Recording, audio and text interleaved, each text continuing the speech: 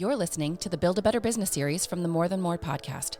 We're here to share the tools and strategies you need to journey from survival to significance with your leads, team, systems, and money. Let's get started. All right. Welcome, everybody. It is a beautiful Tuesday, sunshiny spring afternoon. And I am joined by Dylan today, and we're going to talk about something what I think is super fun. So say hi to everyone. I feel like it's been a while. Since we've been in the studio, honestly? Yeah, in general it has. I'm excited to kind of get into a new rhythm of conversations with you, hopefully kind of putting out some of this kind of content. We got a lot of good stuff coming up, so I'm excited as well. Yeah. And yes, I'm also in the spring mood. Yeah, definitely. Spring real estate should be an interesting place, and I feel like we're timing this pretty well as far as where we are in the season of it's the beginning of quarter two, and one of the things that we're going to be talking about today is this idea of taking some time out of the business to work on your business and look at your quarter a little bit. So this is a part of building a better business. And something, honestly, of what I have loved about this process is what we do as a leadership team. It's become an essential part of our thinking and our processes as we develop as a business together as a leadership team. So I love talking about this concept. So it's really fun. You're a planning nerd.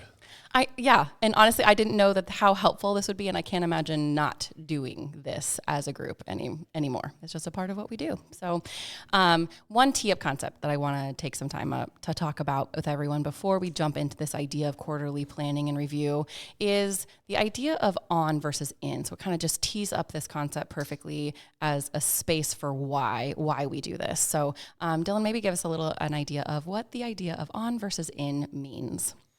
I want to back up to what you said about us. Yeah. So we're here to talk about a process maybe for structuring a quarterly space to step out of your business and create a rhythm and a structure and a flow to be asking the right questions to always be moving your business forward, right? Yep. And you talked about us. And so it's worth just starting with the fact that we do this exact thing, right? Yep. So we every single quarter have a full day with our leadership team, off-site, never in the office, and we do that every quarter. And then every year we actually do a full 2 days. Yeah. And I remember when we first started doing this, I think everybody's eyes were like, "There's no way. How would we possibly have a whole day of talking about stuff like this?" Yeah, it just seemed unimaginable. Yeah. And at this point, our days go so ridiculously fast, and we always run out of time. There's always more we could do. Which is just to say that there's a journey to go on learning to be intentional as you figure out how to run your business. But nothing that we're preaching here is, number one, unique to you as a real estate agent. We're doing this, and frankly, every business owner time has had to figure out how to do this. There's nothing magical about a quarter. We're not on the S&P 500, but it is a really good way to parse up the year. That 4 times a year we step aside and we reorient. We get out of the trenches of all the things that we have to do. And we step back and we look into our business and take a look on, which is where we get to on versus in. Yep. This isn't complicated. First of all, this is not our idea. On versus in, borrowed from the E-Myth Revisited, which is a absolute must read for any entrepreneur. And essentially, the point being made here is that every business owner has to find a way to occasionally, we're suggesting at least quarterly, but I think it's more frequently than that, step out of the in. The in is the lead generation, the lead incubation, the showings, the listing presentation. Yeah. You got it. This is all the in, and every business has different in. But the in is where you need to be most of the time. The in is where you win. The in is where you're getting it done. But you have to step out of that intentionally, and you have to restructure your purview and work on. And on has 2 components. There's strategic on, where we look at the in and we figure out what's working, what's not. And then there's actually the working on part, where we build new systems, we build new structures, we improve the stuff that we have, we create new value offerings for our clients. All that would be working on. On is what grows the inherent value of our business. Think of it like building a franchise. We're building a better set of processes and systems and tools and capabilities. In is where we deliver those, right? Yeah. In is where we actualize and make the money. On is where we build the value of the organization and the system that we're building. And the premise is just real simple. In happens naturally. In is what will always be yelling and screaming at you. In just shows up like a crying baby. Yep. On is like date night. It takes strategic. You got to schedule. You got to do it. Yep. Or it won't happen. Yeah. On doesn't come yelling. On's not a squeaky wheel. On is the difference between great business owners who build amazing things and everybody else. You can do great living just in, but the best business owners know how to discipline themselves, and then they've hacked the code on how to structure a smart process on how to work on. Yeah, and I think today that's kind of the goal. Is I wanted to kind of talk about the hack the code on this, and I see just a really, a picture that's really standing out in my head right now that I kind of want to talk through just real quick. Is that survival to significance journey? When you're in survival, we talk about like it's all 100% in, right? Like I just have to go do the things to get my business going, and really you are 99.9% in your business, right? But the best businesses, the best people that actually treat their business like a business have to start segmenting space and time to be able to work on, step up, and work on their business to have any kind of growth happen, I think. Yeah, it's an interesting dynamic. I mean, you don't move forward unless you work on. Yes. And as you move forward, you find yourself working on more and more. Yeah. Maybe that's the journey of business growth. Yeah, that picture is just really powerful me as I think through all those journeys that we're building as well. I think we're really onto something with that survival to significance growth journey. I can't wait to see that continue to evolve. It's been so impactful. I mean, so impactful to me as a coach, and I can't wait to get it all out too. So, so let's dig into, so this is kind of the hack the code, right? So I think we already touched on a couple of the tips for hacking the code for this, and that is, one, you just got to schedule the time to do it. Be disciplined enough to put it in your calendar and make it happen. The next thing you said that I want to point out too is, as a leadership team, we intentionally go somewhere else. So I think that's important to point out. My brain thinks differently when I make myself not sit in my office, when I make myself home office or work from whatever. Going to a coffee shop or whatever space you're going to go to, I think just sets you up for more success to do this kind of work. So yeah, it's just that simple. I think we're just carnal creatures. So, trick your brain. Yeah, if there's a place that you always do item A and you want to go do item B, then go somewhere else. Try something different. We meet at Blue Bean. Yeah, we've met at several different places over the years, but I think finding an environment that opens up creativity and allows us to step out and also just not be interrupted, to be perfectly honest, 100%. Is a big part of it. But man, that's taken discipline for us. And like I said, at first it was hard to imagine doing that. Can you imagine at this point operating without Traction and EOS, which are the platform that we use to do this, and those quarterly meetings? I mean, it's just impossible to imagine. Absolutely not. We would not be where we are today having not done that, I think. So hugely helpful, and definitely something that has helped us, and we want it to help you build your better businesses too. So let's talk about like the next steps, right? So we've created the space, we've created the time. Now we need to take a minute to look at a few key things, right? And I think one of those, realtors like to start with metrics, right? So I feel like know your numbers in some capacity is a good way to just kind of start this honest look in the mirror with where you're at on a quarterly basis. Well, and maybe this will be helpful, Angela. Yeah. Like, let's just holistically. Just talk. There's a process. Yeah. And it's not the same for everyone, but here's what we're recommending to you. Let's just run through the whole thing from top to bottom. Yeah. One, you got to have numbers because you got to be able to take a look at the metrics. Yep. Two, we always recommend taking a look off the back of the boat, which let's get into. Yes, we will. But we're going to look backwards and just ask ourselves, hey, like what did we accomplish? Where did we win? Then we got to ask ourselves the quintessential question: what's working and what's not? Because that's going to open up doors. And there's several frameworks that we should discuss on how we should think about those questions. And then we need to simply move to so then what are the next steps? What are the most important things I need to be doing? What's a long list of all the things I know need to happen in the next quarter? And what are the most important ones? And that doesn't sound super... It doesn't sound super scary or complicated. It's not scary, complicated, or even that insightful. But some of the best things in life aren't that insightful. They're just simple, but they're a journey and a process you need to go through. So Like you said, step one, schedule, but step two is I think we need to build a framework. Like when we meet every single quarter, there's a very, very structured framework of how the day looks. Yep. And it does start with wins, but then we move our way through to ask the questions of what we need to be doing next. So I think maybe that's point two is develop for yourself a framework that works. What we've got here for you guys in these two pieces of paper are recommended starting points of how to ask those basic questions in order to get the ball rolling. Yeah. So I think let's dig into that framework, whatever framework works for you. And these papers definitely guide you in that process. But just kind of why numbers? Like why having the numbers matters in this context? Because we like to lie to ourselves. Okay. Because you can tell any story that you want to tell, but the numbers don't lie. Because at the end of the day, you sell houses for a living, despite all the other things you like to believe. Yeah. And because if you're going to ask honest questions about what you need to do next, you got to have actual information on where you are now. Yeah. Yeah. You're not going anywhere if you don't first figure out where you are. It's simple, right? It's sales, it's units, it's buy sides, list sides, it's your GCI. It's that relative to two things. It's relative to where you were last year because that measures progress, and it's relative to what you had planned for because you were smart enough to have a business plan at the beginning of the year. Set some goals. And it's just a moment of honesty because sometimes you're ahead and sometimes you're behind and sometimes you're happy with the numbers and sometimes you're not. But it really doesn't matter.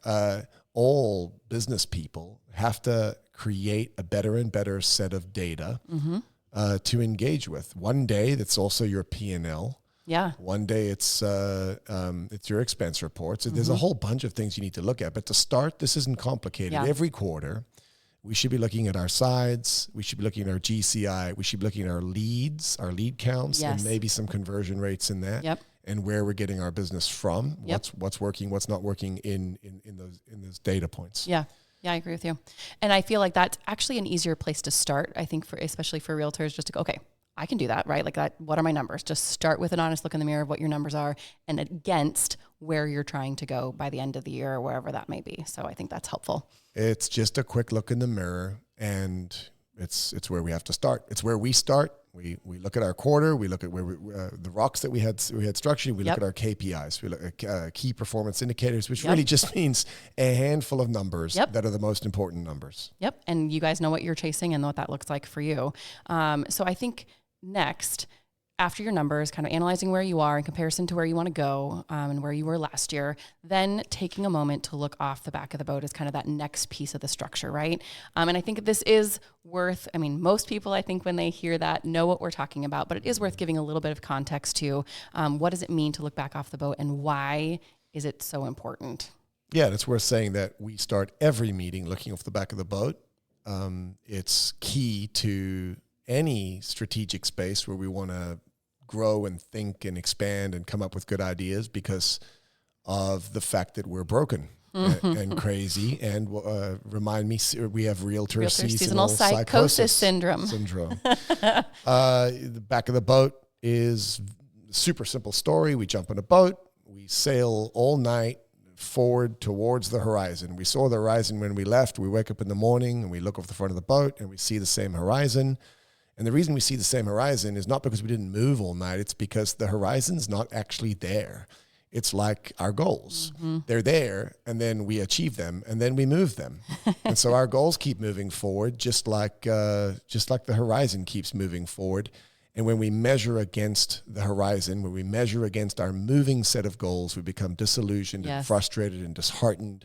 And we don't have the energy to keep doing what needs to be done. It's the, I'm never going to get there kind of feeling. Yeah. So we go to the back of the boat. Yeah. And we look backwards and we look at where we were and we look at where we are and we see the progress. And so we start every meeting, and you should start every planning meeting and every strategic meeting with yourself or with others with a look off the back of the boat. And for us, it's a simple exercise of, hey, what did you win? And the way we do it is we ask, where'd you win personally? Where'd you win in business? What were unexpected surprise wins that you had? Yeah. But it's just a starting point as a fundamental mind hack in order to stop and recognize that and this is what happens every single time. You go, whoa, I actually did far more than I think. I actually accomplished far more than I think.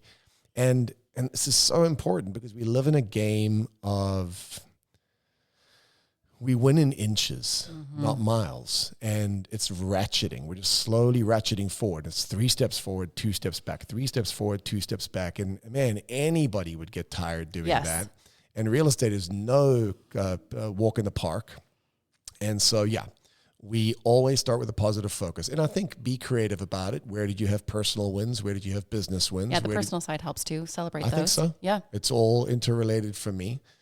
Because the question is, are we winning in general on the things that really matter? So that's positive focus. We start every meeting there. Yeah, and I think, like it says, gives yourself some grace, right? For achievers, for people always looking forward, it gives yourself some permission to go, okay, I did do some great things along the way, intentional or not intentional. And something as simple as, I mean, Anna and I have to do this because this is how we operate, like just as simple as looking at your calendar. Oh, yeah. Oh, I did that. I totally even forgot that I did that. And that felt really good to do that thing. It just helps. We've never gone through that and not been surprised at how many more things there were in the previous quarter. And a quarter is like 20 years. Here, especially. So when we meet every quarter and we look back, we can't believe some of the things that we were working on 3 months ago because they feel like forever ago. So your brain doesn't remember back that far. It remembers the present set of crazy crap you're dealing with today. And if you're going to start with all the crap you're dealing with today and try and come up with new mountains to climb, you're probably going to just burn out pretty quick. So this is not complicated, but it's essential. Super healthy way to start this whole thing off. Yes. So then we take that and then we ask ourselves some very essential questions. And I do want to dig into like the different categories of this space to kind of think about this holistically. But honestly, just asking yourself, what is currently working with what I'm doing? And let's take an honest look. What's not working as it should? Here's my numbers. Here's some stuff that I won. And now an honest look in the mirror. What's working? What's not? What's working in my business? What's not working in my business? What's working in my life? What's not working in my life? It's broad and it's open. I love the way this worksheet's put together. There's no cues or guides here. And there are separate ways that you could think about this. I know we talked earlier about one way to intentionalize this question would be to say, hey, what's working in my systems, leads, team, and money? Yes. And I think that's a really good framework. And maybe 1 or 2 quarters a year, you force yourself to think about it that way. Yes. Because that's going to take some work. And it's going to take some homework to look at those different spaces. And that's going to create a different set of questions. Because you're very categorically going, what's happening in each of those spaces. Yeah, I think that's good. And then what you and I chatted about that I love is if you borrow from our systems platform, our Survival to Significance Journey. Yep. And you jump ahead because we haven't released that module yet, but you take a look at the third transition and you see where the systems picture lands. Where it lands is that a well-structured real estate business has several components. At the very bottom, it's got a foundation, which is your business plan. And on top of that foundation are 3 pillars: your lead management, your transaction management, and your marketing management. And above that are your strategic C-suite hats, which is your CEO, your CFO, and your COO. And I would suggest that that's a really good framework to think this through. What's working, what's not working. And so start with, let's just put our CEO hat on. Yeah. What do CEOs think about? They think about core relationships. They think about strategy, vision, mission. They think about the general direction that we're sailing in. Are we on a winning game plan? Do we have the right people on the bus? Are we on track? Are we making the right decisions strategically? Yeah. And that's a set of questions. And where are we winning? What's working, not working? In that space, Take the hat off, put the CFO hat on and say, okay, what's working, not working with our metrics, with our numbers, with our profitability, with our investments, with where we're spending those money dollars and time. Yes. And where are we getting ROI? Those are the questions that a CFO asks. And then you put your COO hat on, which leads to the 3 pillars. Yes, totally. And you say as a COO, okay, what systems, structure, processes are working or not working. And I'm not saying spend an hour on each of those. Just 5 to 10 minutes to think from each of those purviews is a great way to ask what's working, what's not working. Then you can move your way down to your 3 pillars. Yeah. And I do encourage you guys, pull out the systems piece. It's in the Forge. Helpful. Take a look at the picture. You'll understand what I'm saying very, very quickly. But I've got my CEO, CFO, COO, and now I'm going to ask in each of my 3 pillars that hold my building together, where am I at with my leads management? Leads management. Where are my leads working? Where am I investing that I'm getting good leads? Where am I converting well? Where am I spinning my wheels? Where's their Where's quality? the incubation? Where am I 100%. doing that? Yes. Same question with my transaction management in my buyer and client. My buyer and seller client processes. Yeah. That's an interesting word salad. Where am I producing great client experiences? Kind of a front stage audit sort of question you might ask yourself there. And I think that's a great tool to use in the context of preparing for this quarterly review. And you said earlier, where are the pain points for my clients too? Taking a look at where those pieces that you can improve upon, right? 100%. Another purview. And then just to the third pillar, which would be your marketing. Where am I creating top of mind awareness? Where am I creating brand recognition? Where am I telling the right story that builds into the minds of the people that I aim to serve the real value that I'm working to create for them? And those are three great pillars to ask yourself. So look, there's a million ways you could frame what's working and what's not working. There's plenty of things to think through, right? It's two little boxes. Yeah. But those are infinitely big boxes. And I think it's worth saying as well, this is back to looking in the mirror, a moment of honesty. All progress starts with honesty. And so you're on a long journey. You're probably... There's going to be things that aren't working. Odds are you haven't arrived. Yeah. I've never done any thinking about my business on the what's working, what's not working space and not realize there's 50 things that aren't working. Yeah. It is very important to start with what's working because odds are your brain, just like everyone else's, is wired to see all the crap that's broken. But it's not just I need to encourage myself and realize, but there's some things that are good. It's more the things that are working are things to double down on, to continue to improve. And we're not to the point here where we're saying, here's what we're going to do next. No. We're just taking inventory. Yep, an identification of the things, right? What are my numbers? Honest. Where did I get some wins? Encouragement. What's working? This is insightful because those things I probably need to think about, double down. And then what's not working? Where is the work to be done for me to ratchet forward one more step? Yeah, and I think that categorization, I mean, don't take all of that and be like, oh, I have to do that every single time. I like how you said maybe one of the quarters is strategically about the four categories, leads, systems, team, money, and then you take the next one to put those, like you don't have to do all of it every single time. I mean, it's probably worth saying that if I'm actually imagining this meeting as a realtor, I've taken 10 minutes to order my coffee and have a few sips and stare off out the window. Just sit for a minute. That's probably what I've done. Maybe do my breathing exercises. I've pulled out a few pieces of paper and maybe I've got reports, maybe I don't. So maybe I've just written down my goals for my metrics for 15 minutes. I can pull them from wherever I pull them from. I've taken another 10 minutes to just think through my wins. And maybe I've spent 15, 20, 30 minutes listing out things that are working, not working. There's no rush. Yeah. There's no way to win this experiment. There is no perfect. There's just a process of introspection. Remember, all we've done here is we've gotten out of the ditch, out of the trench. We've jumped in our helicopter, and we've flown up to 10,000 feet. Actually, not even, maybe just 1,000 feet, just to get a look at the lay of the land. What's working, what's not. Yeah, very good. So simple, so powerful. Yes, so incredibly powerful. And so I feel like all of this tee up, that foundation that you've been creating and structuring this space, right? This what's not working and even the what's working space, what you want to double down on strategically, really helps you then look forward. It's really hard to be thoughtful and strategic about how you want to move your business forward without thinking through it in that way. So we take the next moment to go, okay, so what am I going to do? Now what? What am I going to do in the next quarter? What do I need to accomplish? What do I need to get done in these spaces? Yeah, and it's laid out pretty well on this piece of paper that you guys have here for the quarterly review. I think there's improvements we could make. I actually kind of start at the bottom of this piece of paper with what you've got open strategic projects. I could imagine that being not just 8, but 20. A lot of things. Maybe 30. Yeah. And this is like, what are the big things I'm working on? What are my projects? Am I working on improving my buyer packets? Exactly. Maybe That's exactly what I was just going to say. That's a little weird. Maybe I'm working on getting my social media strategy together. Maybe I'm trying to find a new photographer. I mean, it could be any one of 50 things that they're there. They're there.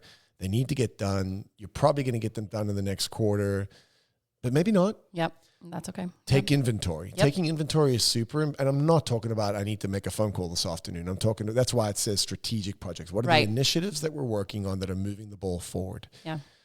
We're not in the trenches here, right? Yep.